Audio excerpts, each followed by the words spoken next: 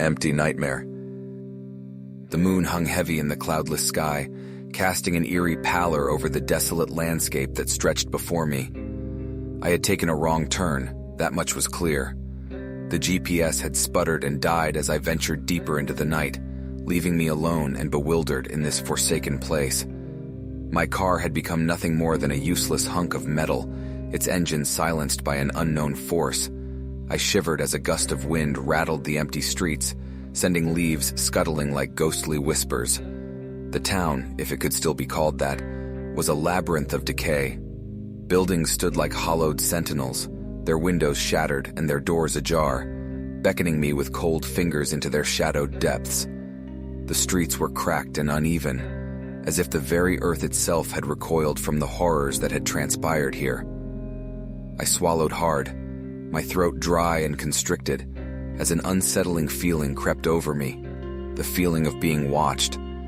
Every step I took echoed through the silent night, amplifying the loneliness that gnawed at my heart. The once familiar sights had warped into something twisted and sinister, as if reality itself had folded under the weight of malevolent intent. My footsteps seemed to synchronize with the beating of my heart, the rhythm quickening with every corner turned. Each building I passed was a spectral reminder of the lives that had once flourished here, now reduced to mere memories trapped within crumbling walls. I stumbled upon a sign swinging precariously by a single rusted chain.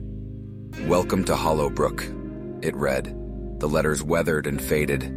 But this was no welcome. This was a descent into a nightmare. A shiver crawled up my spine as a guttural moan pierced the air, echoing from the depths of the town. It was a sound that seemed to emanate from the very walls themselves, a chorus of despair sung by the lost souls that had been consumed by this place. My heart pounded in my chest as I continued to navigate the labyrinthine streets. An overwhelming feeling of dread had settled over me, like a suffocating fog that threatened to swallow me whole. Every building seemed to leer at me, windows like eyes that followed my every move. And then, from the corner of my eye, I glimpsed a fleeting figure darting into an alleyway. A figure that should not have been there, a figure that defied explanation. Cautiously, I approached the alley, my footsteps cautious and deliberate. The darkness within seemed to coil around me, an inky abyss that swallowed even the feeble light of the moon. A chilling breeze whispered through the narrow passage, carrying with it the scent of decay and something more sinister, the scent of death itself. My heart pounded louder now, drowning out even the sound of my own breath.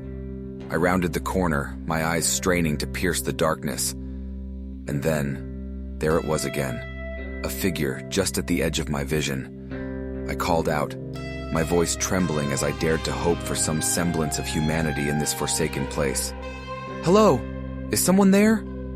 My words hung in the air, unanswered, except for the distant echoes that seemed to mock me. A faint light flickered ahead, drawing me like a moth to a flame. As I approached, the source of the light became clear, an old, decrepit movie theater, its marquee advertising films that hadn't graced its screen in decades. The light spilled from the cracked windows, casting long, distorted shadows that danced like phantoms on the walls. I pushed open the creaking doors, the stale air within heavy with the scent of dust and decay. The rows of seats were empty, yet it felt as though I was not alone.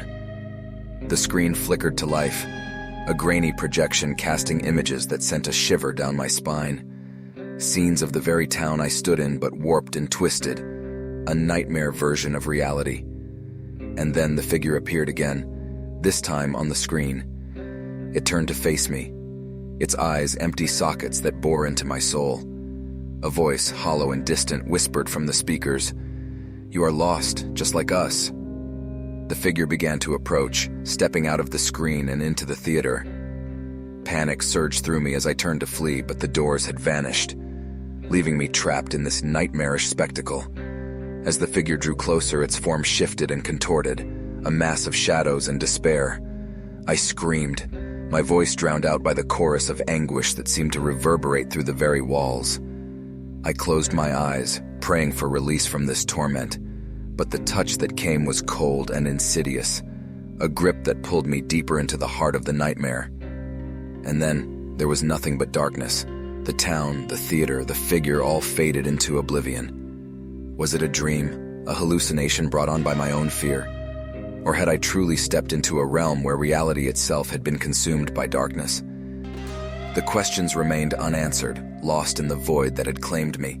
So, if you ever find yourself on a desolate road, with the moon hanging heavy and the wind carrying echoes of despair, beware.